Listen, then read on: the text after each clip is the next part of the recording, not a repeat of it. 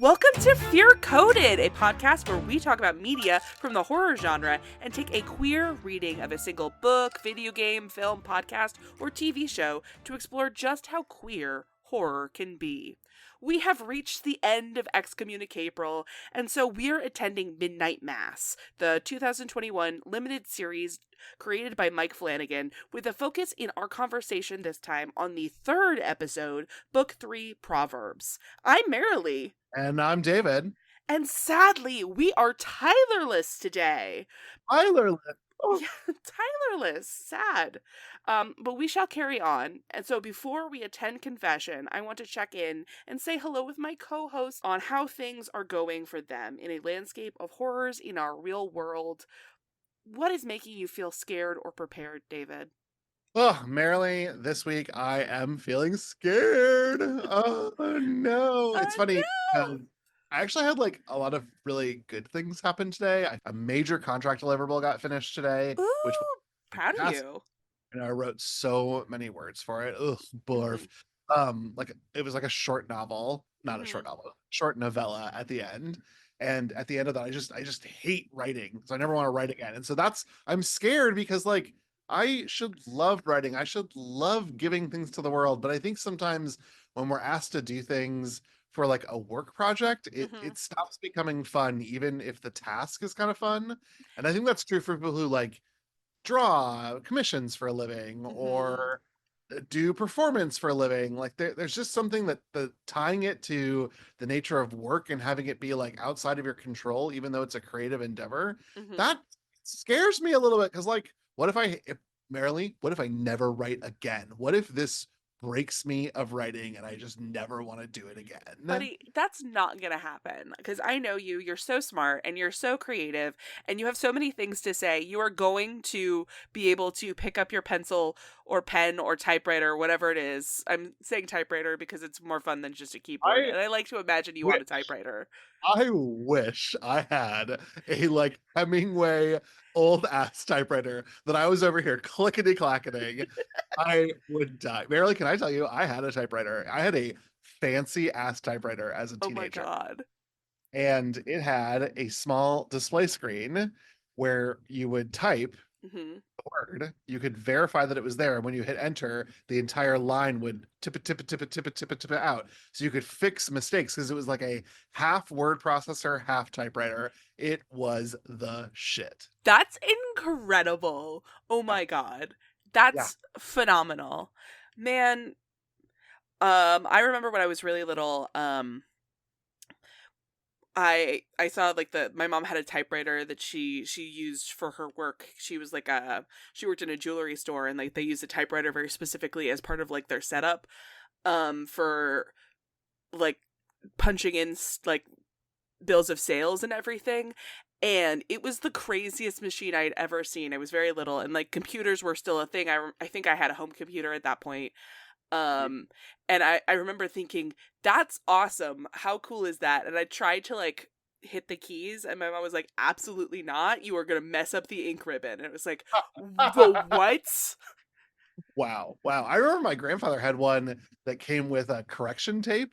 So that if you backspaced, it would then load the correction tape, and you could then type the letter back over it in correction tape to remove it. I thought that was like so fly. Typewriters are so cool. Typewriters are so cool. There's a reason why so many people have like typewriter thick keys for their computers.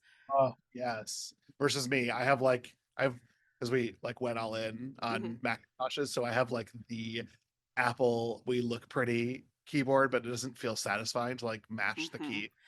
Yeah, I also have a little garbagey keyboard. Like this thing was like $12. It is garbage, but it suits me for what I need. I like one where if you're writing an angry email, you can feel it come out. Yeah. God, listen, smartphones or whatever, but we lost something culturally when we stopped needing to close a phone like a cell phone. Oh my God. That makes me think of Scandal, because anytime Olivia Pope would finish something, she'd be like, clap. And yeah, she would exactly. Oh, that was hot. It was hot. Shonda Rhimes was onto something. It's the truth. So that's what's got me feeling scared. Just, work and creativity taking up the same part of my brain, and that being confusing and driving me a little wackadoodle for the day. But I'm gonna get better. And you're right. You're right. I'm not gonna stop writing. I'm not gonna No, stop. I no. can't. And No. like can I just confirm, like I know exactly what you mean. Sometimes I just like even the notes for this very podcast episode that we were going to talk about, it was very much the same kind of thing. I just didn't want to have to do it, even though I love this show. I love doing things with you and Tyler when he's here. And it was, I volunteered to do the notes for this one because I was excited about like talking about it. And yet when it came to time to do it, I was just like, I'm so tired. I don't want to do it. And I really drug my feet on this one. Have we considered, is there a moon thing going on? Like, what phase of the moon are we in right now? Because I often can blame the moon for things. Listen, I will happily blame the moon. Are we in is Mercury in retrograde right now? Yeah, all this tells me is that we're in a waning crescent. I don't even know what that means. I blame the waning crescent, Marilee. I Mm-hmm. blame it. How dare you, waning Absolutely. crescent? Let's see. Marilee's looking up if we're in retrograde. That is Mercury. correct. I am. We are not. Mercury Okay. is no longer in retrograde. It came out of retrograde at the beginning of Excommunic-April. But you know what? I'm going to say that we're still in the shadow of retrograde. I don't know if we are or not, but I'm going to say it. Shadow of this Mercury shit, waning crescent. So that's what, you know what, that's what's contributing to it, Marilee. That's what's driving both of us. But big picture, are you Mm-hmm. feeling scared or prepared for I am today? also feeling scared. Oh no. No. I just, part of the reason why I was so excited to do this episode was I was so interested in what Tyler specifically would have to say about this, because I know that he also really liked Midnight Mass, and I was really excited to hear his thoughts, and we just are gonna go without, and that's a real bummer for me personally. I'm happy that we get to do this, just you and me, just Marilee and David time. I think that's gonna be really fun. And I'm glad that Tyler can have the time off that he needs, but I still miss him. He's our friend, and Yeah. I like hearing his thoughts. Yeah, and we're gonna be wading into the Catholicism of it all, which has been really, we've relied on you and Tyler's backstory to contribute to that. So you're gonna have to bear the. I can understand being scared, Marilee. You have to bear all of Catholicism The here for. entire weight of all of the entire like Christian religion is on my back, and I don't know how I'm gonna handle it. Week after we killed the Pope with our episode on The Exorcist, Marilee. Yeah. Oh my god, the same day it came out. That's right. That's when the Pope died. And Sorry, JD man. Vance killed him. Oh no. Oh man. Okay, well, today we are not talking about Vice President Vance. We are not talking about the Pope. We are talking about the Netflix series Midnight Mass, and specifically the episode of Book 3, Proverbs, which was written by Mike Flanagan and James Flanagan and directed by Mike Flanagan. In Midnight Mass, on the isolated island of Crockett, strange things are afoot. A new and mysterious, charismatic priest, Father Paul, has arrived, and people are seeing strange things they can't explain, and an astounding amount of animal death. It's true. There's just so much. Not in the episodes that we're talking about, but you should know in the first 2 episodes of this show, goodness gracious. Yeah. Woo. In this episode, Father Paul gets sick following performing a miracle where the formerly paralyzed Lisa stands up and walks right in the middle of church of St. Patrick's, and everyone in town is trying to react to that happening, as well as Paul is confessing to God. So, David, what is your relationship with Midnight Mass? It's interesting. I think that we had actually started, I should have looked up because I'm sure Netflix stores this information. I think I started watching this after we covered Bly. Oh, okay. Yeah, because Yeah, we did talk about it. I think when you and Tyler were talking about Midnight Mass, I thought, oh, well, I should watch that. And I watched it all without Mike. So I probably watched it just on nights that he was out with his friends or whatever. Mm-hmm. And I had a good time with it. I think Mm-hmm. we're going to talk about it, especially in this episode, which I love, but it is slower than Yes. the other Flanagans that I have experienced. Mm-hmm. It is methodical. Yes. And we love that. Mm-hmm. Uh, I I mean, I was enraptured by it. This is probably of the in and out day players that Flanagan deploys in his little menagerie of I love you as an actor, now you can't get away. Yeah, I love when a director has a stable personally. Truly. And this might be my favorite combination. I it's got sort of everybody like getting a little bit more Annabeth Gish is really fun for me because she's the Dr. Sarah, so Sarah Gunning. Sarah Gunnings, yes, Gunnings, that's Uh, it. yeah, so she's fun, but Mhm. I like seeing her. Like this is probably the most I've gotten to see her in a Flanagan joint, which is a lot of fun. Mhm. Uh, like I just have a lot of fun with the characters and the actors portraying them. So Yeah. even though I think that I may have even fallen asleep the first time watching this, Mhm. I I had such a delightfully good time because it is a story best told from a crockpot, and that is what you get in his storytelling with this one. But it's not Bly and it's not haunting. It is, I mean, which are I would also describe as methodical shows, Yeah. but like haunting, I could not wait to put on the next episode. And Bly, I was like, don't make me put on the next episode.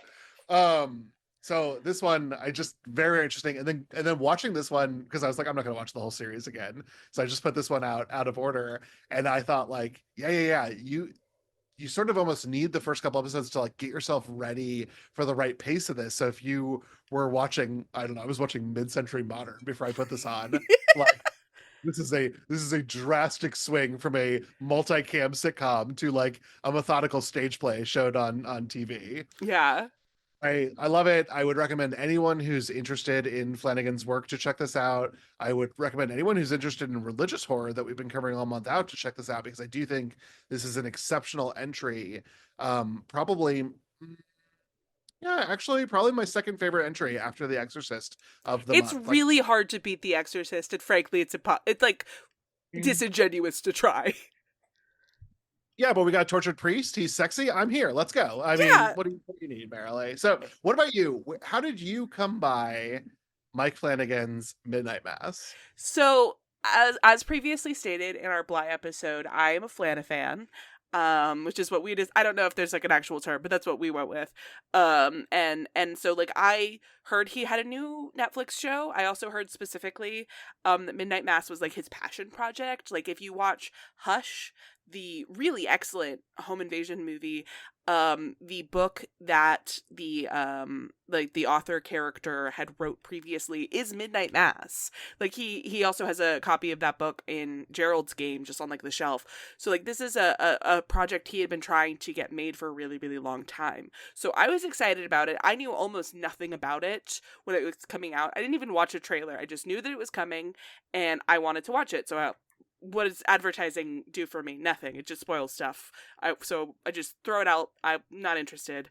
Um, Maybe could have watched some of it though, because funny story, this show dropped right after my cat died. Marilee.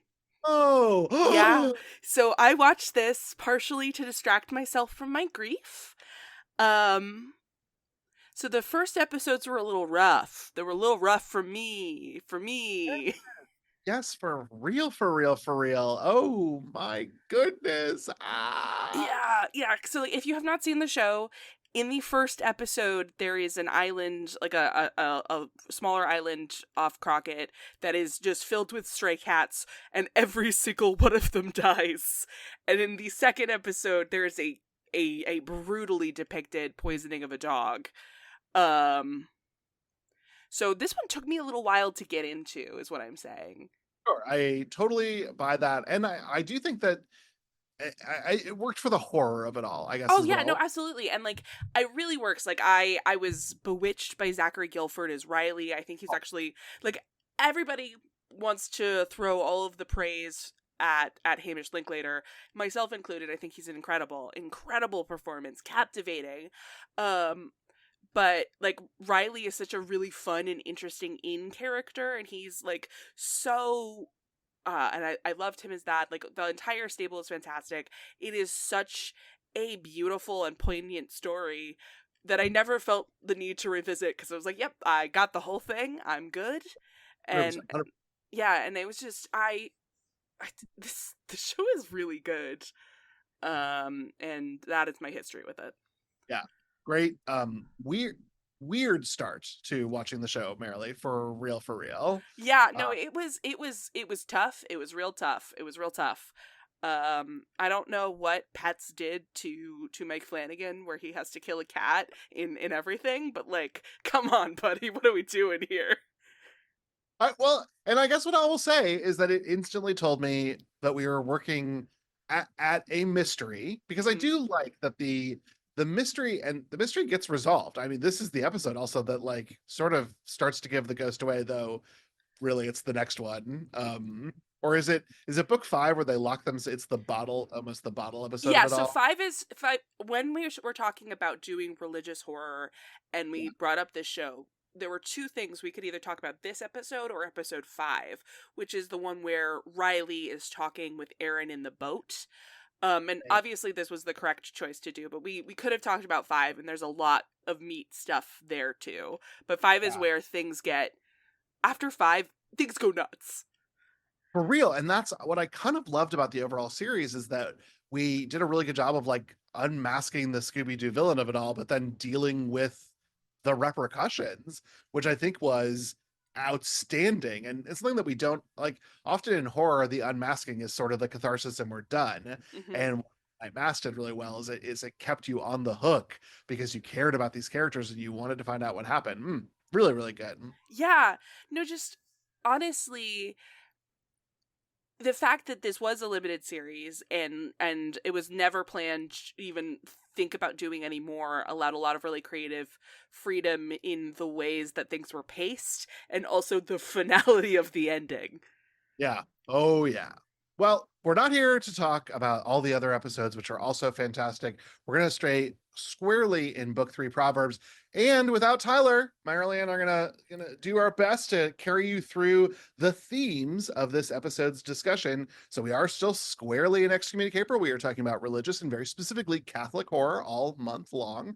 And our first theme is Forgive Me, Father, for I have sinned. Forgiveness is at the heart of Midnight Mass, and particularly is at the heart of this episode. God's forgiveness, the forgiveness of other people to one another, and potentially, and more importantly, our forgiveness of ourselves. Just the whole thing is squarely about forgiveness, especially this episode. Like, being able to forgive yourself or another person, or God's forgiveness, is brought up in pretty much almost every conversation. It's wild. Yeah, everyone is like carrying some like capital G guilt Hmm. around, and it is affecting the way in which they relate to each other, which is delicious. We love Yes, it's so tasty.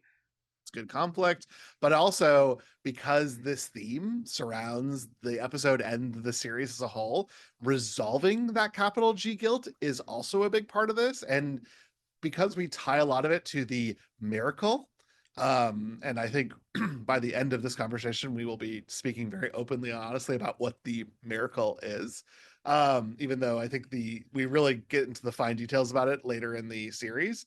But essentially everyone is being like half poisoned, half given this gift that allows them to live lives that are sort of borrowed, which then sort of compounds the idea that they can get to their best selves and they can ask for forgiveness and they can reconcile that, but then they're also accruing a new and different type of sin.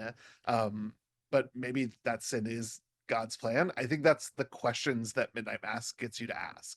Yeah, it's phenomenal, and really, what a wonderful way to put it, David. Okay, so our next theme is rebirth, redo, recycle, which I thought was funny. So Easter is kind of a big deal in the show. Not so much here, but like when it begins, it's in ordinary times, and the finale is on Easter Sunday. Christians celebrate Easter as a day that Jesus rose from the dead, but as a spring festival, culturally, it also is about life returning after a long, barren season of winter, and like you really see that. And girl, that's like what Crockett is all about. Crockett is this like dead, forgotten island, and it is the arrival of stupid, sexy Paul, who like breathes life back into Crockett. Okay, so like a metaphorically, because they're all happier and like loving each other, and like old people are dancing again. But then like literally people are getting younger. Like Yes. And if you like pay attention to the makeup people are wearing, especially like in episode 1 to like now, it's yeah, insane how yeah, subtle it is, but while still communicating this. yeah. I know we're not going to talk a lot about Dr. Sarah and her mother, but that's probably one of my favorite arcs of the series. Yeah. It Um, it's so important, especially later on. It broke my heart because I did the notes this time. Um to the like root. not be able to include some of these things because they're not plot important for what we're talking about. It happens like the payoff for that is later down the line, but like what's going on with her, and it just we couldn't talk about it. I couldn't include everything. Really could, you really certainly couldn't, but I gotta give a shout out just because I think that's in particular seeing like this woman was barely able to take care of herself, and now she's like walking up the stairs and remembering things she shouldn't remember, like question mark, question mark, question mark, should be Yeah, like flying to your there's face. specifically a scene like right towards the end where this woman who has been just steps away from death, her mind completely gone with dementia, like Jeez. is clearly communicating with her daughter and is talking about how she's like woken up from like this long time in the dark, and like the tears in her daughter's eyes, and she's like, that's my mom, she's here again. It was so powerful. Yeah, I totally I love that. I love the nature of sort of rebirth, but also, that rebirth comes with a cost, as we will. Yes, very much so, because it's this is as a part of the natural cycle is winter, is death, and like no season comes again, not and people are just trying to turn back time in this unnatural way, and it's very interesting. Yeah, yeah. But isn't that like the nature of Christianity, and as you said, Easter, and maybe even some of, not even maybe, some of the pagan cultures around spring and rebirth is about this nature of like we do get reborn from death, but maybe not David gets reborn, Yeah, but the memory of what he made gets reborn. But Christianity, which is very individualistic focus, is like, no, no, like literally David will be reborn in like heaven. Don't worry about it. And maybe now Crockett is a type of heaven, but then look who or our is neighbors. it? Dun dun dun. That's the ticket, Marilyn. That's the ticket. Yep.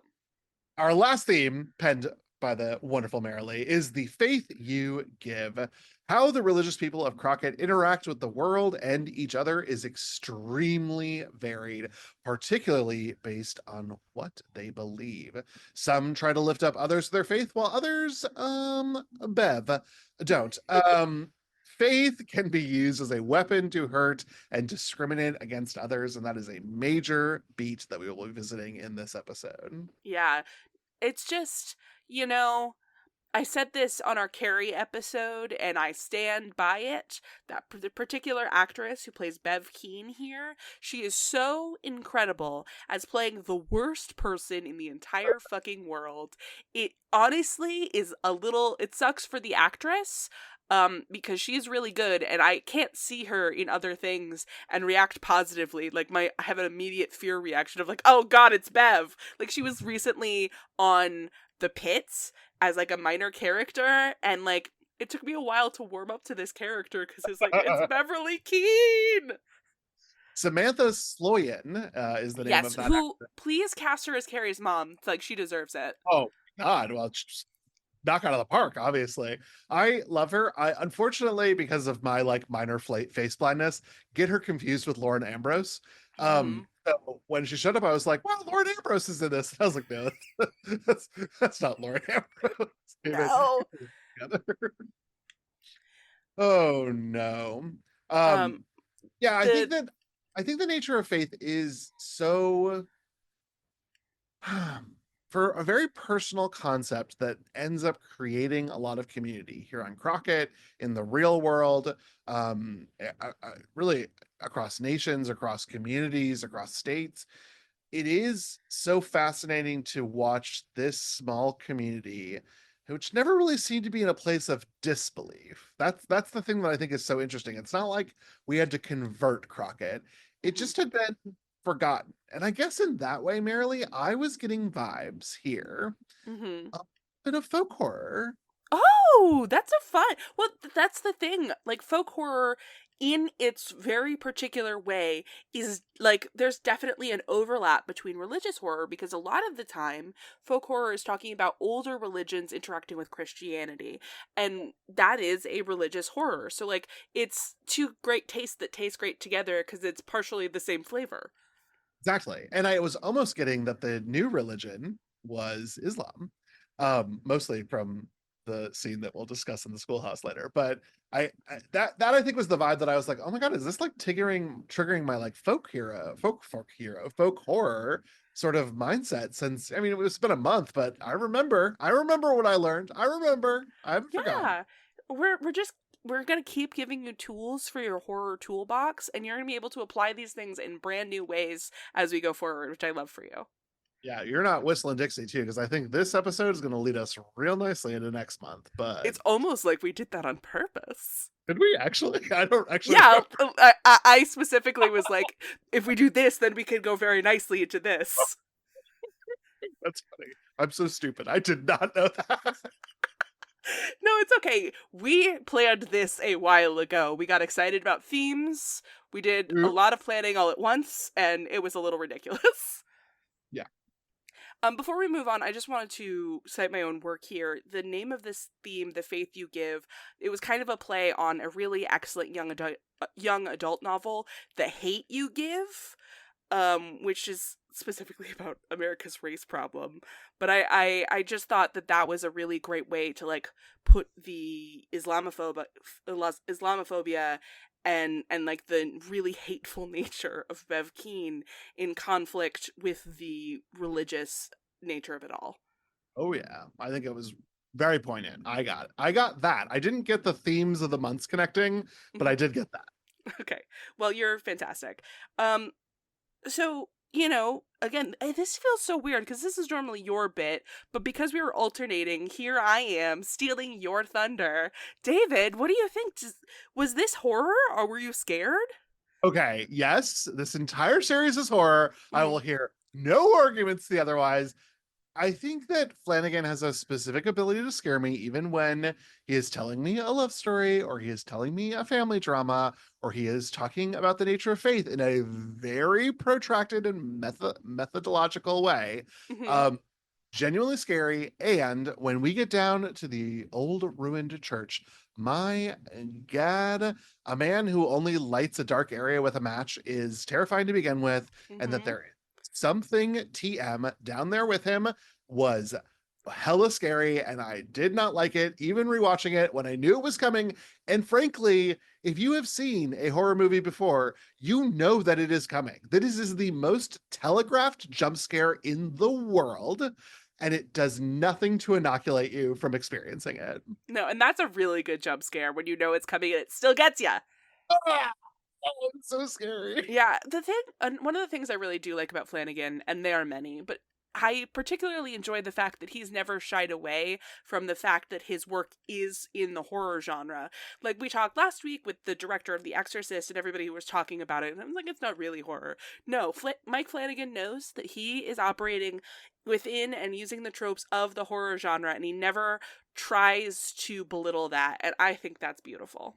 Agreed. I think that it's not only wonderful, but I think that it gives us the opportunity, and it's probably why this is the second time we visited a Flanagan show. Hmm. Um, Not just because of the Flana fan of it all. I think that these are genuinely fun things for us to talk about because they're unafraid of being horror. And that's much more delightful than someone being like, no, this is a religious thriller, or it's a mystery Gag me about with a spoon. gosh, guys, get yourself together. It's the 70s. Be horror. You gave someone like lifelong pneumonia for your art. Get out of here. Get out of here. Okay, so it's horror, but merrily, is it queer? I You know how I feel. Everything's queer if I decide it is. Sure. So I'm never gonna say no here. And I do think there are a lot of really fun things that you can pick at and find beautiful queer nuggets. But on the whole, Crockett Island probably would not take great and doesn't to queer like Sarah, as we talked about, she is a lesbian. She has a female date in the previous episode, and she talks about her own personal experience like growing up on Crockett queer, and feeling particularly othered by Father Pruitt specifically for a very like a reason that we don't get into in like the last episode, which I think is a really fun reveal. Um, but no, I think that a lot of the experiences that everybody has on Crockett, you can find a really beautiful queer narrative in. Yeah. I think that I give a little bit of it to Father Paul, who I Mm-hmm. will differentiate from Pruitt very specifically here. Yes. I think Father Paul has a little bit of queer narrative that is easy to track. Um, Mm-hmm. from his arrival at Crockett, that he is seen as this outsider, even though he's like literally not an outsider. That is, I think that's a very queer lived experience to be like, Yeah. I am treated like an outsider in the hometown that I grew up in because Riley also has that very definitively, which I think is really the scenes where Riley and Paul are talking to each other are some agreed. of my favorites in the whole show. And like the way the two of them ping off each other, I just think it's really great. And I think Riley's got the same thing going on. He's got that like tortured, but like not a secret. It's not a secret Hmm. why he's tortured. It is, in fact, everyone fucking knows why he And is that's part tortured. of the problem. It like very much it could be like if you kind of just like took his experience and like were like, yeah, that's a kid who was outed in high school, moved away, and now is now coming back. Like that would be the reactions kind of the same. You know what I mean? Right, right, exactly. And so I liked I liked these characters. Obviously, I did like Sarah. Hmm. I like that she's, literally queer. I also like that as sort of the like contextually queer person in the show, she also represents the sort of science that is against Yeah. it, and I think that's fun to see Well, us as previously discussed in our Frankenstein episode, science is gay, and this is just another tick in that. science is hella gay. And so Sarah is helping bring that home, which I love. I like that. Also, like her relationship with her mother, I also think represents sort of a queer relationship with a parent who might Hmm. not understand or sort of accept who you are, but we're getting that in like a medical sciencey way, not necessarily. I don't think we ever get anything from her mother being like, "Oh, you're a lesbian." I Um, don't think so either. I also did not watch past the third episode, so well, that's probably for the best because I don't want either of us getting too confused. But yeah, I I watched 1 and 2, so I would have a good grasp on what we need for this episode, and we'll get to that in a second, but we never see her doing that, I don't think. Yeah, because all of her mom's conflict is really about like, oh, I Other know what. stuff. Yeah, serious. And her mom has like some of the best scenes at the end of the Oh series. yeah. It's really kind of incredible, actually. Yeah. God, this show is really good. If you have not watched Midnight Mass and anything that we've talked about has piqued your interest at all, I implore you to pause the episode now, go and watch it, and then come back because it really is worth it. We're gonna have fun. Yeah. But speaking of, this is a limited series, and every episode does lead directly into the next. So there are quite a few things happening in the discussion that we're about to have that you need a little bit of context for, based on the first 2 episodes. So let me take you gently by the hand and lead you through our previously on. So first and foremost, Riley Flynn has returned home after serving 4 years in prison after a drunk driving accident killed a young woman. He was once very deeply religious. He left prison an atheist.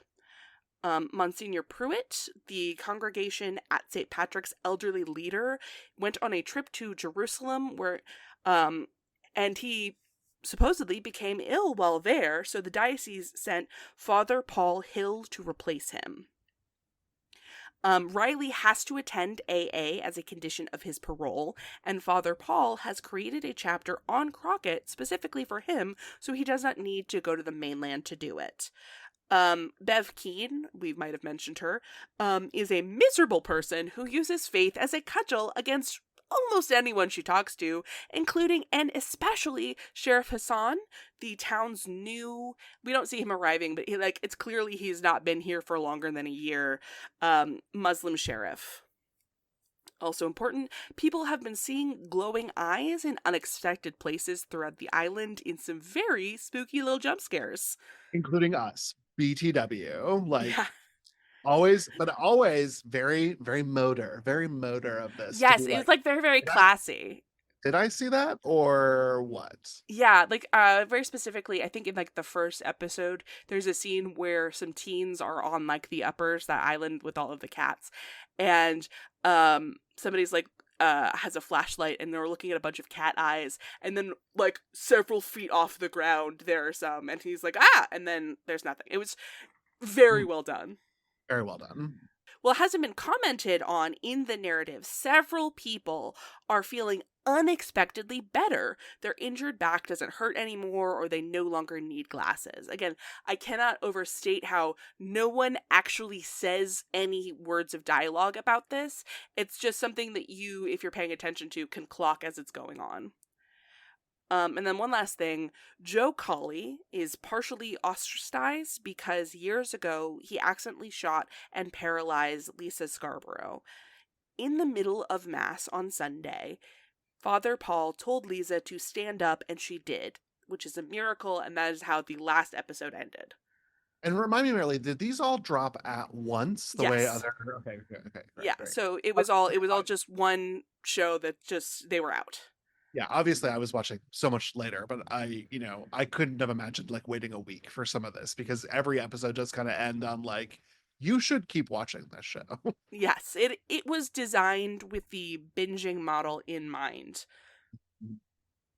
Maybe for better or worse, but I do think makes for a very compelling end of every episode. Yes, absolutely. And, I had a really rough entry into this show, but even still, I did watch the whole thing in one weekend. I took some breaks, but I did watch the whole thing. So it, it is very compelling watching. Is there anything that you wanted to comment on for the things here, or are we all caught up and ready to go? No, I interrupted you about the eyes thing, but that was really just that was the one that I remembered the most stagnantly Hmm. from like the last time on. I also just gotta say, like, we talked about the bangers of the adult actors. I think the child actor, I mean, they're teens, but Hmm. the child actors do also a fantastic job. So even though Yes, they're not, particularly the actor who's playing Lisa. oh, Oh my god, she's incredible. I want to see her in everything. yeah, the whole sequence with her like sort of reconciling with the fact that like a miracle has occurred for her was so cool, and then like obviously fed the main conflict of, or one of the main conflicts of this episode. Yeah. Well, then let's jump in and start because this episode opens with a flashback of Father Paul entering the confessional booth and then asking God to forgive him because he's going to lie to his congregation about Monsignor Pruitt and his trip to Jerusalem. The episode returns to this framing device throughout and also frequently showing woodcut religious art of the subjects he's discussing. Paul describes Pruitt getting confused and lost with dementia worse than they ever suspected. The episode then comes back to St. Patrick's immediately after Lisa stands up. Bev notices Father Paul hurrying out of the church to go cough up blood, but gets distracted by something on the wall of his house that the audience doesn't see. Hamish Linklater gives such an incredible performance throughout the show, but this is the episode again, like this is where he really starts to spread his wings, and you simply love to see it. You love to see it. I think in my mind, the confessional and Jerusalem were so much more a part of this episode, but I think that's because of how impactful they are. So like Mhm. anytime Linklater is in that confessional, it is, and I don't as a rule love voiceover. It's just not like my favorite thing in the world because when you get it wrong, it's like disastrous, Mhm. but it's so good because a confessional is a space in which a character can monologue. It makes Yeah, it's not I- the thing is you can't think about it as if it is a I forgot the term that you just literally use, voiceover. voiceover. Yeah, Yeah, no, it's not a voiceover. This is a soliloquy. This is theater. We are seeing things that he is like describing, but it's not that he is talking directly to the audience and God in this moment. And we are just viewing the memory of this happening. It's not a voiceover. We don't get that at any other point other than this specifically. And I think that's fantastic. And we talked a little bit about this with the priest in Faith, and we Mhm. talked a bit about this in The Exorcist. Um, it there is something a little bit special about a priest going into like the confessing part of the confessional booth, or Mhm. a priest needing to confess his sins, which it just it nudges against the idea of disbelief. It nudges against sort of that oh, I love when like you're a little bit tortured and you're sort of going through it. I don't know that I it's really interesting because I think that we sort of said very bravely and correctly last week that like religious horror needs somebody to like doubt their faith, which is why the nun sucked. Um I mean, you're yet right.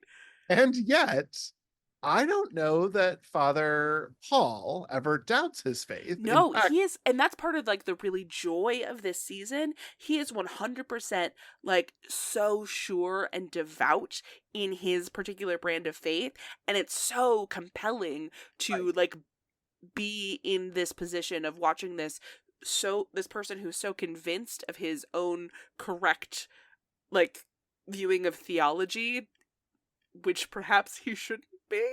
Or maybe he Um should. I don't know. Like he has like literally seen things mhm. that have literally changed things. I don't it is sort of interesting, right? I but it doesn't even seem like Father Pruitt in Jerusalem, even when we get these flashbacks. It doesn't seem like he's struggling with faith. He's struggling with like Lots of other stuff. age. Yeah, But no, and his severe dementia that has right. been just they talk again. This doesn't really show up in our notes, but it shows up a lot in the previous two episodes, and particularly in this one. People talk about the ways that Bev Keane took advantage of Father Pruitt, and we just like the ways that elderly people with like dementia and other things that diminish their own facilities and the way that they can be abused financially in this way. It's like he needed help and no one gave it to him because they all didn't want to see him as diminished as he is. And that bummer, you know? But what I'll say is that maybe I need to eat a little bit of crow here Hmm. because the series Midnight Mass seems to be saying, David, you're wrong. You can actually do religious horror quite nicely without the threat of belief in faith. Because I don't think that's actually a real line here. I think Sarah does a little bit of it with medicine. Hmm. It's just like questioning if science is real. We get a little bit of it with Hassan's son, Hmm. but that's really more about like fitting in and cultural acclamation. So I got to eat a little bit of crow here and be like, this time I was wrong, but I was right when I said it in the Nut episode, which is like No, no big like the nun has a lot of problems, and the fact that there is no one struggling with their faith when some there could be like a really cool subplot with that definitely is one of them. I honestly think because they have such an expanded cast in this, they're able to kind of take that faith conversation and put it on multiple people. So like you said with Sarah and with Hassan and his son and also very specifically Riley, like sword. he is an atheist now. He was devout and he feels completely assured in his own belief that that's not a thing anymore, and like that's part of the reason why his conversations with Father Paul are so magnetic. It's like two people who are both 100% assured of their own belief conversing with each other in a really interesting way. Yes, and that is the heat between them because there is nobody's trying to convert anybody. Also, this is what I will also say is that Father Paul seems not interested in getting Riley back, and Riley is not trying to like disprove God. He's not like that kind of asshole atheist who's like I can trick you into not believing in God or whatever.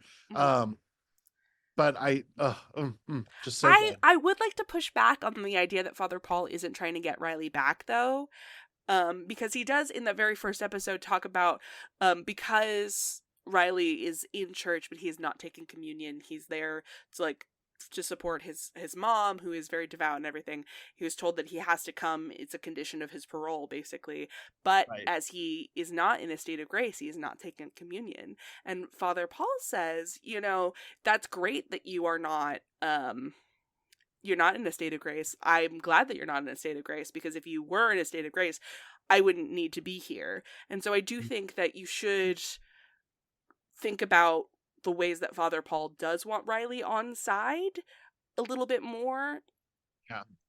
But he's doing it in a very non It's not evangelical. yeah, that's the word I was looking for. He's not trying to evangelically or like missionarily convert him. They're having conversations where Riley is just, this is how I feel, and Paul is just trying to push ever so slightly against it. Yeah. I will say eventually Riley does end up taking communion, but in a way that nobody could see coming. No, and it was not entirely by choice, to be 100% clear. Okay, And entirely, yeah, anyway, let's continue on. That's next episode. Yeah, no, that's all about what episode 5 is doing, so we could have had that conversation, and it simply will not today. At the doctor's office, everyone is in shock.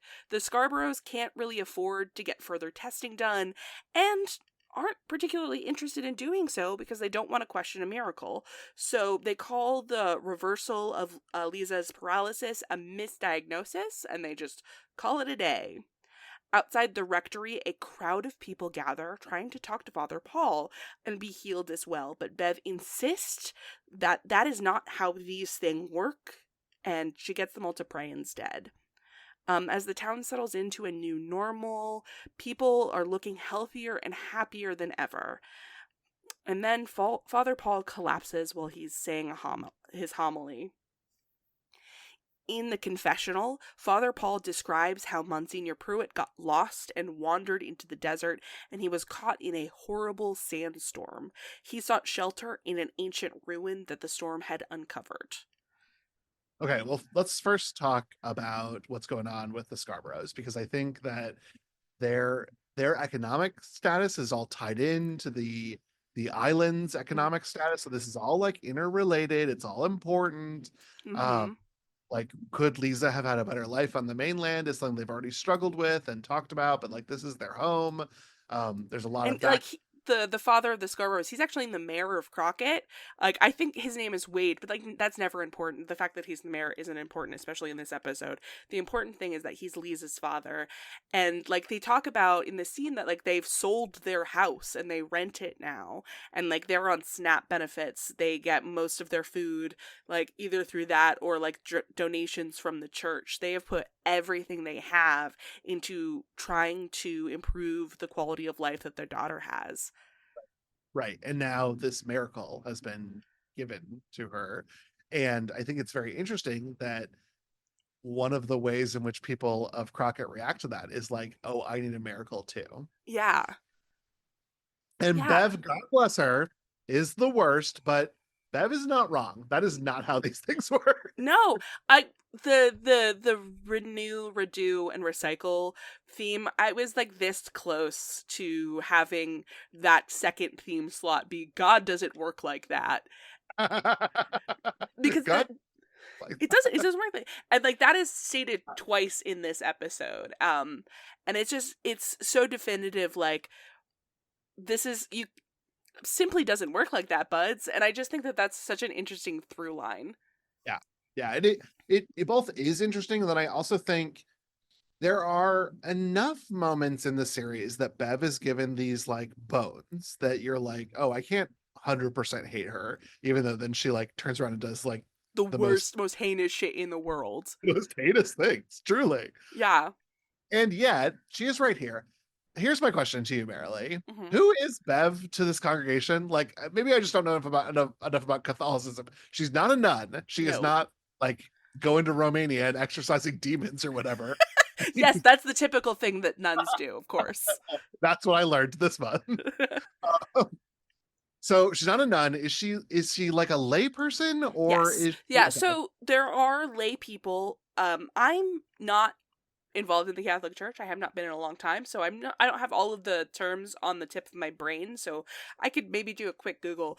But the important thing is like there are lay people who organize a lot of the functions that smaller churches need to have done, especially in a town like Crockett that's so rural that only has one person from the Catholic Church on staff, especially as someone who was elderly and had dementia and was confused. That layperson was able to accrue a lot more power than would perhaps be typical. Probably there should be more than one like priest on staff, and but Yeah, because like the altar boys, I understand have like a role because they have like specific outfits, yes. and it seems Do like you Bev has outfits, and yet I would totally believe that those are like Bev's personal outfits that she just owns. Okay, no. because she's a talent. I was like, maybe my girl just went to like Robes R Us and got her own stuff.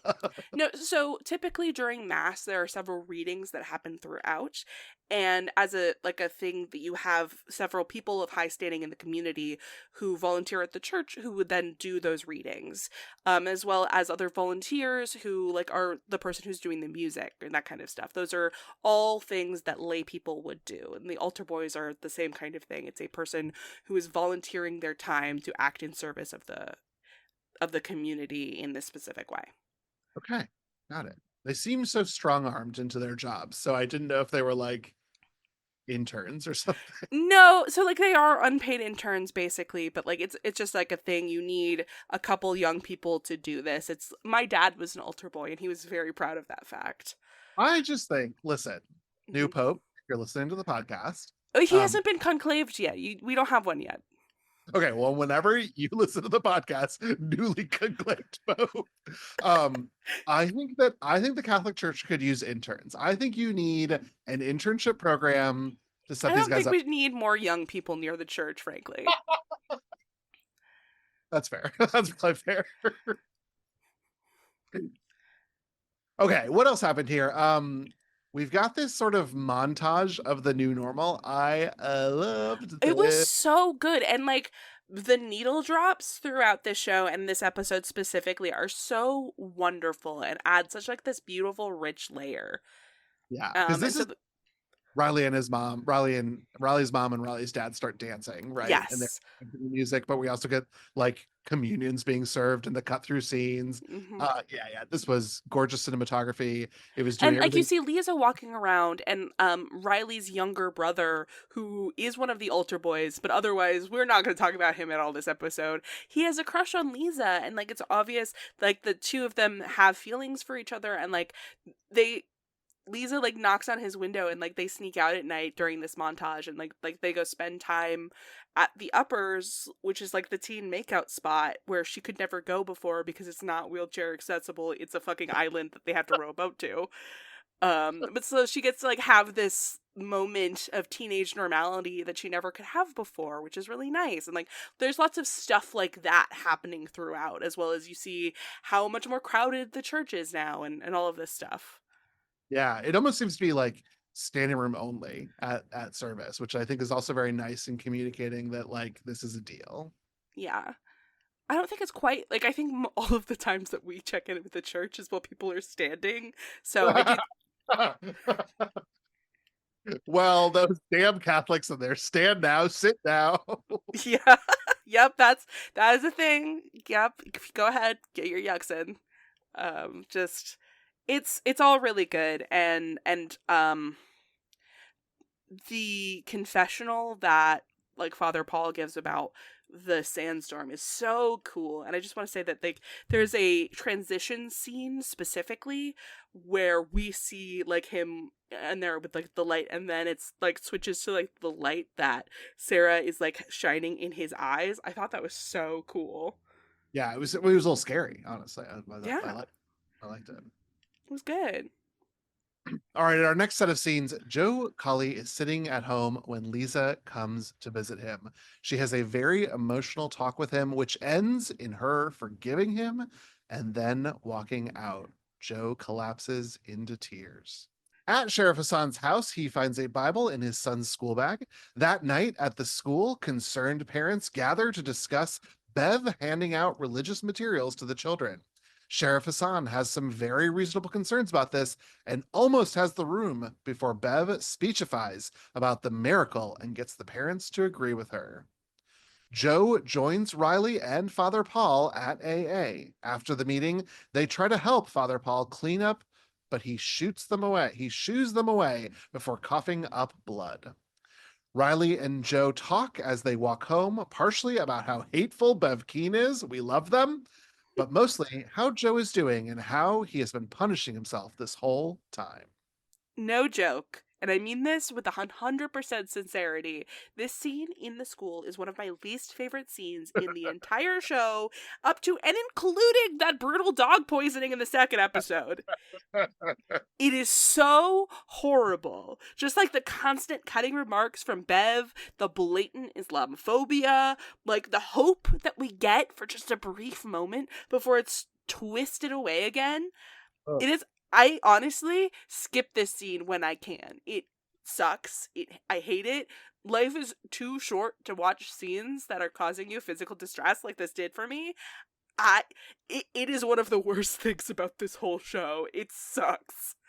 Yeah. I love it because I think that it is so well acted. Oh, it's incredible. That's part of the reason why I hate it so much. It's because it's perfect. It's so perfect. The way, like, you know exactly who Bev is, and like her way with words, and like the way that she has this whole fucking community twisted around her little fucking finger.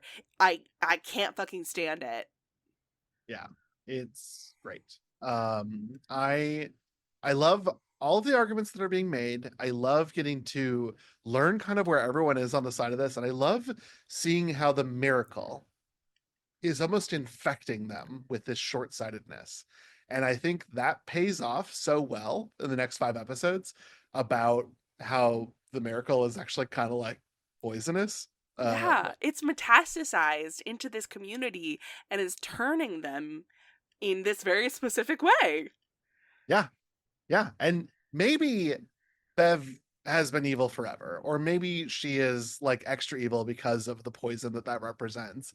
I don't know. She gets hers, I guess is what I will say. Like, yeah, listen, the way that Bev ends up is pretty fucking satisfying. pretty satisfying. And so that's why I don't know that I don't know that I would skip this because I want to like hate her as much as I do by the end, because then she really gets it. Yeah, like I love and respect that for you, simply not for me. Yeah. Yeah. But I do I think the scene is well acted, I guess is what I will say. I think it's also the scene right before this when we get one of those like scares of the angel in the window, right? No, that happens at that happens later at the bedtime. Okay. Oh, bedtime. That's right. That's right. Oh, yes. But anyway, I'll just say that was very scary. Yeah, it's so scary. We're gonna bring it up again. Yeah, I'm gonna bring it up again. It was scary. It was scary all the time. It's scary all the time. It's just, Sheriff Hassan is, of course, portrayed by the incredible Raul Colley, who just fucking kills it in this show. He is so good. He has a speech in a later episode where he's talking about, like, the Islamophobia that he faced in law enforcement particularly, and like the ways that, like, why he is in this town. It is a masterclass, and he is so incredible in this show, guys. Not it wasn't that I was bad in Bly. I mean, I certainly love. No, he was great in Bly. It's just that he has a lot more to do here. I think that's what it is what I was trying to say. Like, I think I really found him better in Midnight Mass than I did in Bly. And maybe that's just because he had more screen time, or more character to portray. Although I don't know, he was good as like the guy who liked puns. And yeah, he was the love interest in a way that not a lot of men portray. Like there was less depth to him because he was simply there for Hannah Gross, as more men should be. Frankly, yes. Frankly. But I loved him here, and I really loved all the quiet moments we got with him. And his son, also just a great actor. I think they did the scenes they had together were very good in this episode and throughout the series. Absolutely. You know who else is a great actor? I don't know his name, but the guy who's portraying Joe Colley. Like, he is incredible.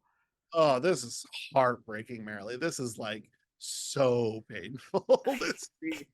Yeah, no, it's just what happens with him, like, and both of the conversations that he has with Lisa and with Riley in this section are so powerful. Like, we already talked about Lisa and how great she is, but, like, the way that Joe acts throughout is just, like, you see the ways that he has been destroying himself because of his own self-hatred for years, and, like, sitting and being miserable on purpose because he thinks he deserves it. And then, like, that forgiveness, that gift that Lisa gives, not to him, but to herself, and, like, him taking that forgiveness and, like, using it to, like, propel himself forward is incredible. It's Yeah. so, like, it's so powerful. Yeah.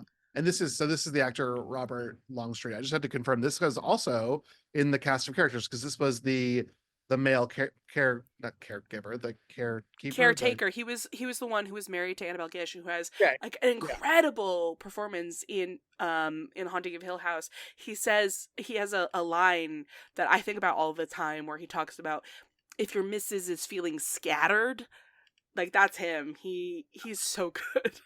What's funny is that the reason I had to look him up is because we've done so much with makeup and hair that Hmm. his character as Joe Colley it's a little unrecognizable. I obviously, like, there was a vibe that was sticking with me, but he's so much, somehow, as a caretaker, is so much more cleaned up than Joe Colley is, mostly because Joe Colley is, like, struggling right Yeah, no, now. he is a destructive alcoholic who has been killing himself for years.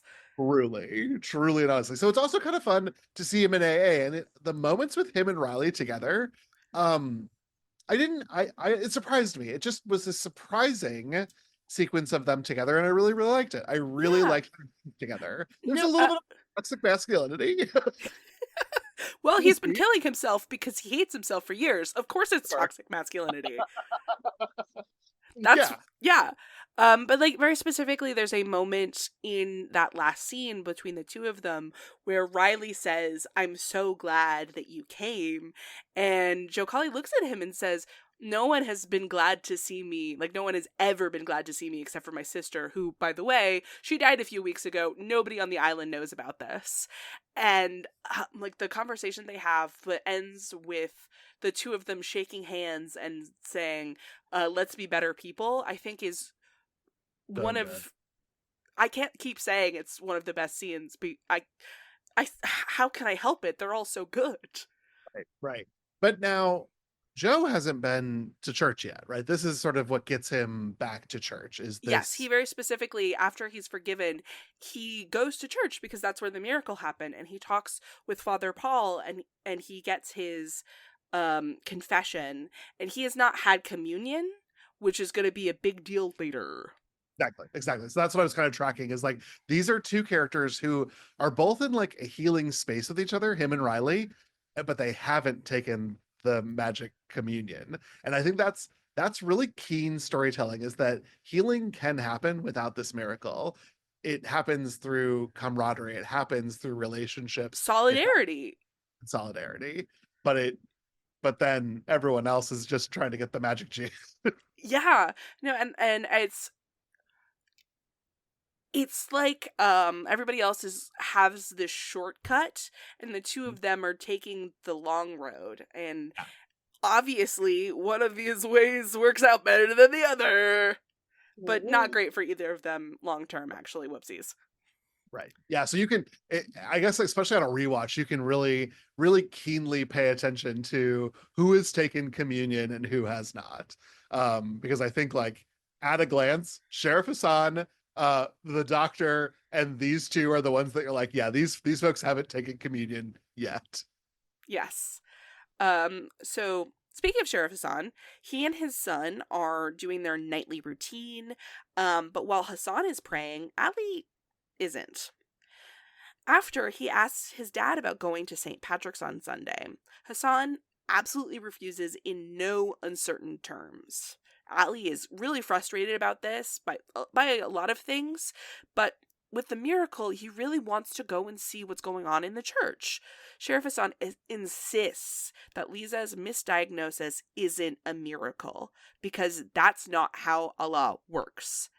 And he uses his late wife, Allie's mom, as an example as to why in like a really powerful scene. He offers to talk about it more tomorrow before turning out the light and then being startled by a face right next to the window for a split second, and that it's gone. And it's so fast he thinks he imagined it, even though it was there and it was very scary. Totally there. I did not like it. No. At the rectory, Bev is meeting with the Scarboroughs about setting up a dinner for Father Paul while a repairman works on the kitchen sink. Father Paul walks in, collapses, and begins spitting up blood before dying. Hmm. Yeah, so this deal with Hassan and Ali is so it's good because it's not. I don't know that Ali is like, I want to be a Catholic. I think Ali wants to be part of the community. 100%. And he's That interested because of yeah the miracle, but yeah like you see him, like especially in episode 1, he wants to go hang out with Riley's younger brother and his friend, and they don't want to include him. In fact, the friend says some pretty racist shit, and calls him Aladdin and like all of that shit, but they don't want to hang out with him, and he's just trying to be included in this very specific way because he didn't want to move here, and it's a fucking awful place to move when you're a teenager. truly and honestly. I mean, Bev Keane is like your teacher sometimes, which is like torture for children, just truly and Yes. honestly. No one should be around Bev Keane, frankly. Especially not the Scarboroughs, who are like, they're almost like thick as thieves with Bev. But There's a of little course they are. He's the mayor. She is a horrible person who wants access to power. yes, exactly. And that's why I think like we need that to like continue to hate Bev. That like this is another brick in the hating Bev wall, is that she seems power hungry, unlike Father Paul, who's just like doing miracles and then like dying casually. Yeah, um, super casual. super casually, just that this happened was so stark and sudden, barely. I Yeah, was shocked. it was just, I can't state how sudden it was. He just walks in and then timber right on down, and blood is going everywhere. People are screaming. There's just a lot. Like Bev even at one point says, "Not again," which I thought was very funny. It's like, oh my god, Bev. Yeah. You monster. God, she's the worst. That fight between father and son is so heartbreaking. You completely forget for a moment that you're watching like a horror show. You're so engrossed in this family drama, and that makes that jump scare so much more effective. And Okay. also, this is my PSA: just cover your windows at night. Oh my god, close your window. I have Close your fucking blinds. If there's thank you. something spooky outside, you simply don't see it, and then it's all good. That doesn't scare you, and even if it gets in, then you can be scared later. Like, what is seeing it gonna help you? It's not. You're just Nothing. gonna. I like all of the time in horror movies there'll be scenes where people are just walking around in front of these giant glass walls that they have in their house, and there's just something spooky in the background and they never notice it. And frankly, this is another tick in why modern architectural design is bad. Why have a glass wall? You simply don't need to see outside. Frost it. Frost the glass. If you want just ambient light, just frost it. I don't need to see a pair of eyes. Just let it be part of the like light that barely gets filtered in. Yeah, just awful, awful, awful, awful. Close your blinds at night, please. Or you know what we had in the 80s? Glass bricks. Bring back glass bricks. Oh, the joy, the dream. All right, well, it's time to figure out why our guy's dead. So we jump back to the confessional framing where Paul continues Pruitt's story. He's trapped alone in a dark tomb, and he is attacked by a winged humanoid he comes to believe to be an angel, and it eagerly drains his blood before it gives Pruitt some of its own blood. The next morning, Pruitt awakens as a changed man, literally as he is young again. Paul changes the pronouns in his confessional, now saying I and me, because he and Pruitt are one and the same, and he confesses to bringing the angel to Crockett Island. In the rectory, Paul wakes back up after death. And as everyone stands around, shocked, the camera zooms in on a news article on the wall Bev was looking at the beginning of the episode, talking about Pruitt when he came to St. Patrick's and showing very clearly Paul's face. and then the episode ends. Dun dun dun. So we talked a little bit about it at the horror discussion of this, but the scene in the tomb is very Oh scary. my god, it's so spooky ooky because like he's in there, it's absolutely pitch black. He's got matches that he's striking, and that very first one, he sees some glowing like lights in the dark, and then the lights fucking blink because he's getting reflecting the eye shine, and Pruitt obviously freaks out because holy fucking shit, he lights Yeah. the next match, they're fucking gone. Horrendous. Go back into the sandstorm. I choked to death, truly and honestly. Like you could not have kept me in this tomb. No. No, no thank you. Simply no thank you. Yeah.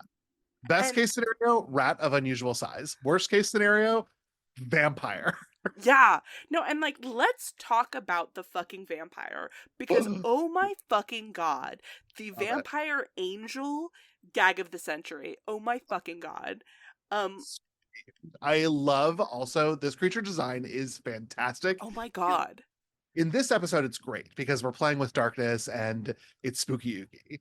But we get to see the angel quite a bit later, and I loved the way this thing looked. Oh my god. Like this is incredible monster design because it looks almost like a gargoyle mixed with like the most Nosferatu style vampire you possibly can. Um and it looks so good in such an insane way. I would love to know more about how this was designed and made because holy fucking shit. So good. And I love that the wings in particular looked fragile, which is also Yes. super important later. But like Yes. set up really well from the start. It looked real. Because I guess Yeah. when you think about an angel, they almost seem otherworldly and like unnecessarily pretty. And this did not look like an angel to me. And yet, I think everything that the show's trying to tell us about the nature of angels and demons is that these two things aren't actually that far away. Mhm. And stop thinking that's something that looks monstrous and does a monstrous thing, like literally drink your blood and feed you its blood to turn you into a vampire. Um, is maybe that's not evil, maybe that's the way of an angel, and that is a holy thing.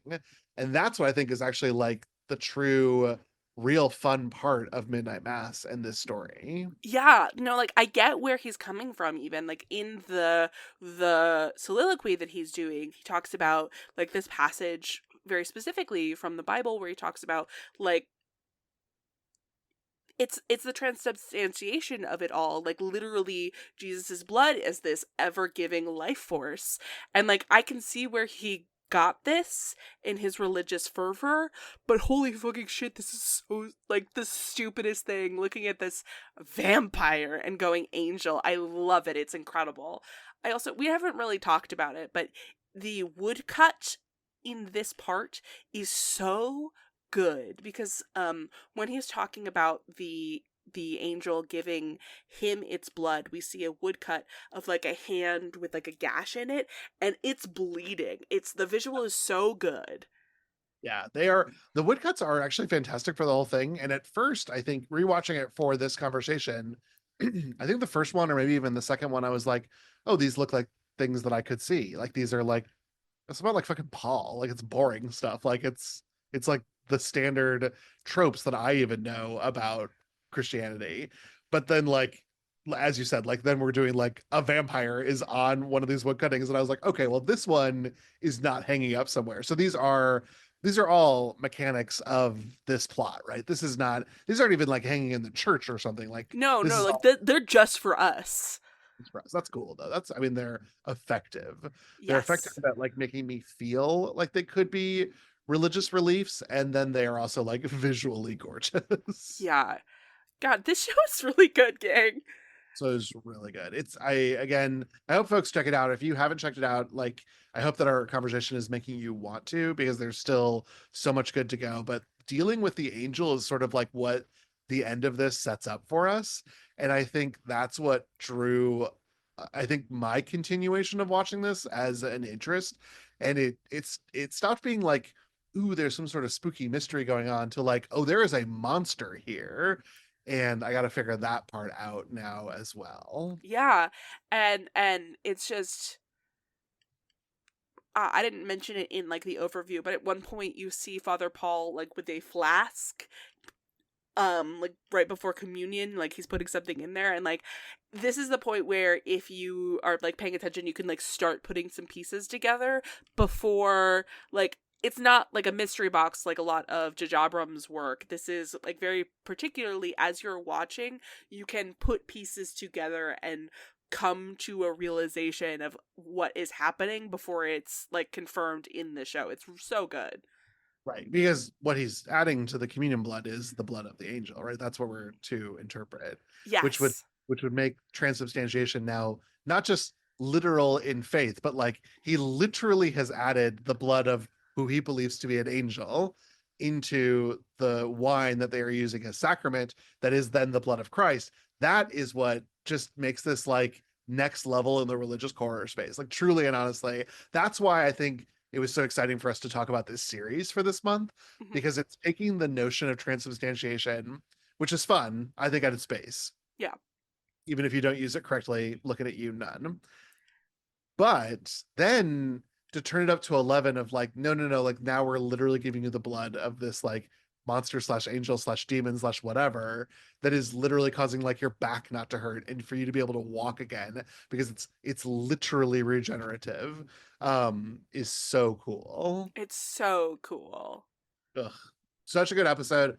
Great ending here. Very spooky at the end. Really, really, really loved this. So, Marilee, any other final thoughts of the episode? How did we feel about Midnight Mass in terms of horror or queerness? Did you get any new nuggets of wisdom out of that? And then, how do you feel broadly about the month's theme of religious horror? Man, I just think that this was really great. I confirmed to me that this is horror. I think that it's still deeply queer in like really fun and cool ways. That I always listen, am I a little biased? Yes, of course. Do I think that queer people are better at media analysis? A little bit. And I think that we can really dig in and like enjoy what's happening here, like using queer theory and analysis. And it's just so good and it's so great. And I love this month, and I hope you did too. Yeah, I did as well. I thought talking religious and Catholic horror in particular was going to be tricky for us. I really wasn't sure what we were getting into, but I think that even, I mean, we bashed the nun a lot and it deserved it. Oh boy, does it. But I think that everything we talked about did have some fun through lines. I do think that this was definitely horror. I think that there was a lot of good queer analysis that we were able to draw out of this episode, and I certainly think it's there for the rest of the series as well. And I think that it is a perfect bookend on the conversation about like what we find really works in Catholic horror, and to do it all while not relying on the like tortured priest who doesn't know if God's real anymore because why do you do this to me, Demi, is like hanging around his neck. So like I was wrong, but it's really, really good at The Exorcist. So I kind of thought it would be really good everywhere. And it doesn't need it here. I think this works so well on the nature of like what is belief, what is resurrection, what is redoing things, that Midnight Mass stands alone and stands separate, and that's what makes it the second best thing we watch this month. But as you said, you just can't beat The Exorcist. It's too It's good. unfair. It's unfair. It's like trying to pit other like folk horror stuff against Oh, the Wicker Man. Like there's that's true. the pinnacle, and then there's everything else that is borrowing or reinterpreting that thing that we're all trying to chase. Yeah. What's the deal, 70s? Why do you keep giving us horror that's impossible to top Yeah. in other ways? What's the deal with that? Sometimes there are bangers, and Yep, that's all that we have to deal with. let's deal with. That's all we got. Yeah. That's all. And here's the one thing that Midnight Mass doesn't really do, especially not in this episode, that is very religious horror, Catholic horror, is that we didn't get anybody going through a window. That's true. We were left with only 6 this Well, month. wait, hold on. There is the scene with the younger brother going out the window to hang out with Lisa. Are we going to count that or no? I don't know that. You know what? He is under the influence of the communion blood. So was he? Did he go out the window of his own volition, or was he drawn out of it by hormonal urges that were regenerating in his body because of the angel's blood? I guess we'll never know. I'll leave it up to the audience to decide. 6, if you don't count horny teenager going to make out, or 7 if you do count horny teenager going out the window. Either way, fantastic. And thank you all so much for listening to this episode. Please remember to rate, review, and subscribe wherever you get your podcasts. Now, before we start monologuing, you can share your faith in all of us on Instagram and Blue Sky at FearCodedPod. And remember that this podcast is a proud part of the Glitterjaw Queer Podcast Collective. If you'd like to listen to more queer media podcasts, you can check out the full roster of Glitterjaw shows at glitterjaw.com. And join us next week as we start another theme month and dip into another theme, because it is about to be May, and we will ask the question, may we suck your blood, as we cover vampires all month long. Now, don't worry, everyone. We're not going to talk about Daddy Drac. He will get his time. Well, not the sun. He will get his time later to be focused on. No, we are covering other vampires all month long, and we're going to start with the 80s classic, The Lost Boys. But until then, we will simply say goodbye. Bye!